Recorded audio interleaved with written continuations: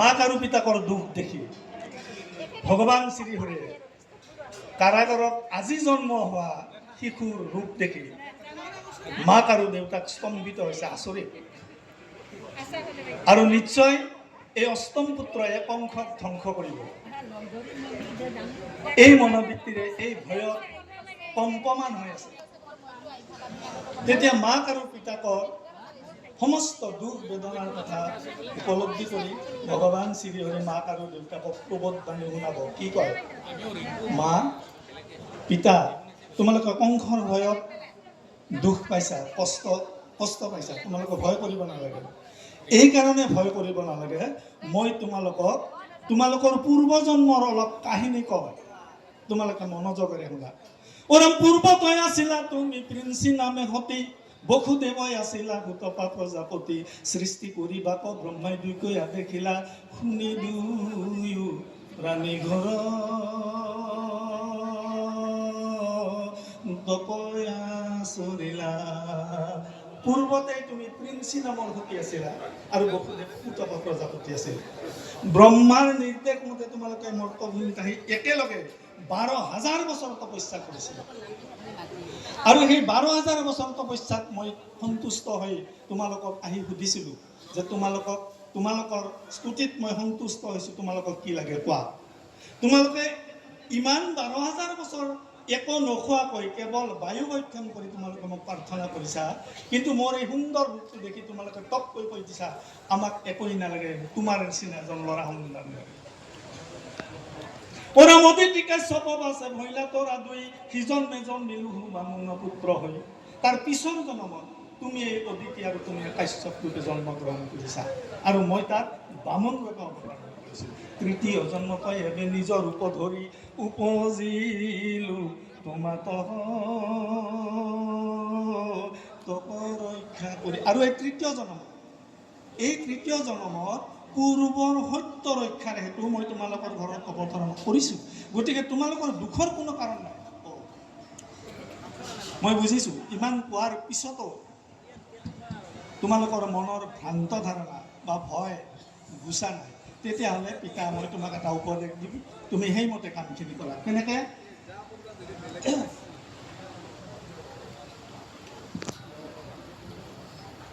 ভগৱান শ্ৰীহৰি দেউতাকক কৈছে যে মোক কংসৰ ভয়ৰ কাৰণে তোমালোকে ম্ৰিয়মান হৈছে, ভয় কৰিব নালাগে। এই কাৰণে পৰম কংস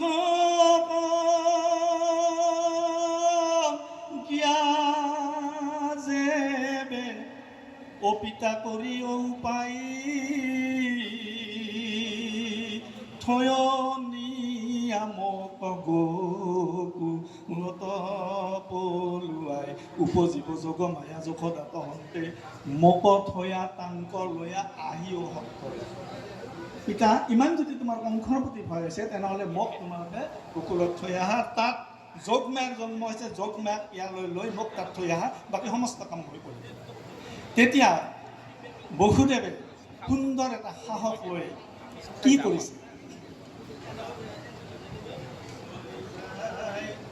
বসুদেৱ নন্দ ৰজা ঘৰে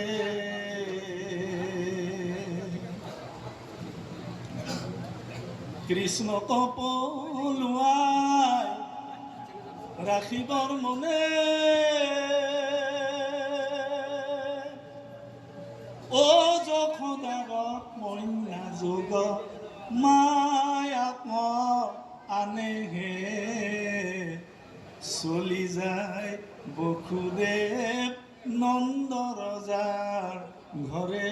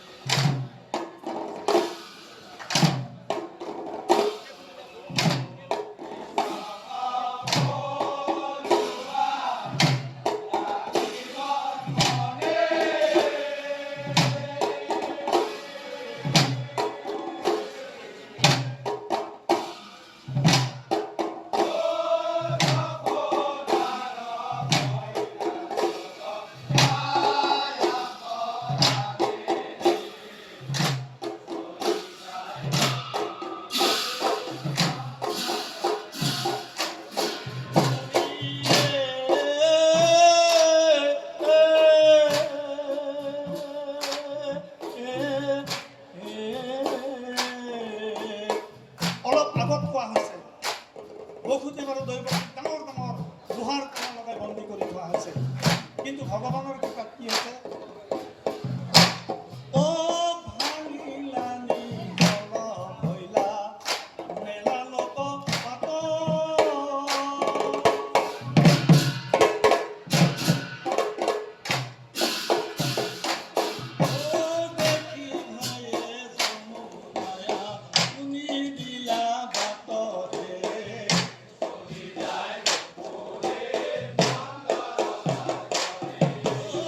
দেখি ভয়ে যমুনায়া শুনি বিলা বাতহে।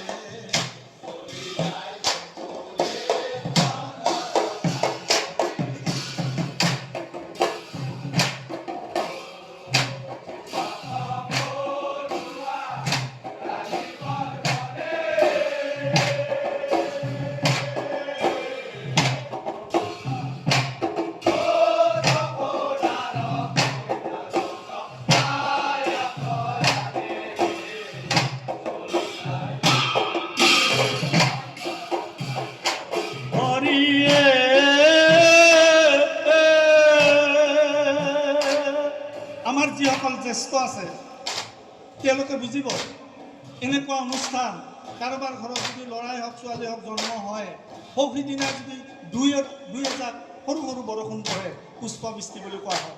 আজিৰ তাৰিখত আমি আহোঁতে কিন্তু ৰাস্তাত এই পুষ্পবৃষ্টি পাইছোঁ। ঠিক ভগৱান শ্ৰীহৰিৰ ক্ষেত্ৰত তেনেকুৱা হৈছে। ও বৰিষে কণিকা মেঘে ওপৰত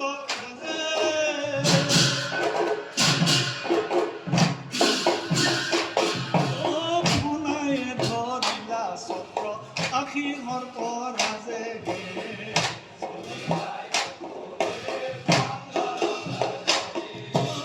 শুনাই ধৰিলা চক্ৰ আশীষৰ পৰা যে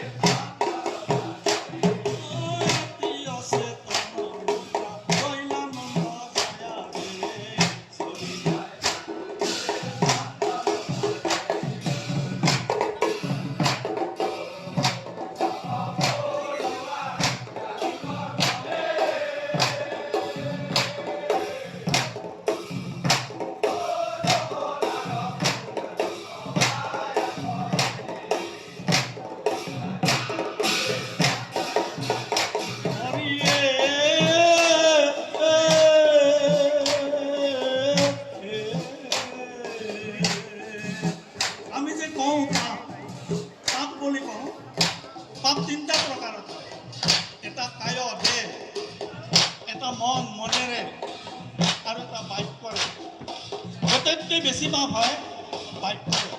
ভগৱান শ্ৰীহৰি যি কৈছে ঠিক তেনেধৰণে কামখিনি কৰা হৈছে। কিন্তু আমিসকলে এতিয়া যদি কিবা কওঁ অলপ পিছত আকৌ কিবা হ'ব। গতিকে বাক্য সদায় শুদ্ধ আৰু সবল ৰাখিব লাগে। অ' তাহান সজ্জাতনীয়া কৈলন্ত তোমাক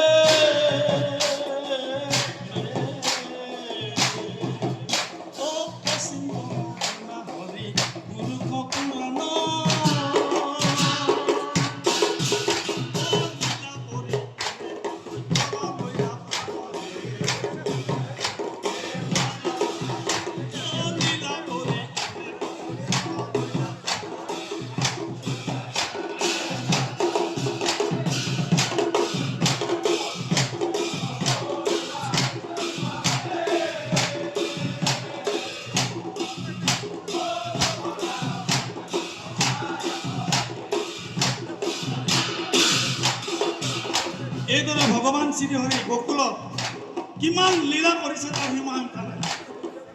তথাপি শাস্ত্ৰ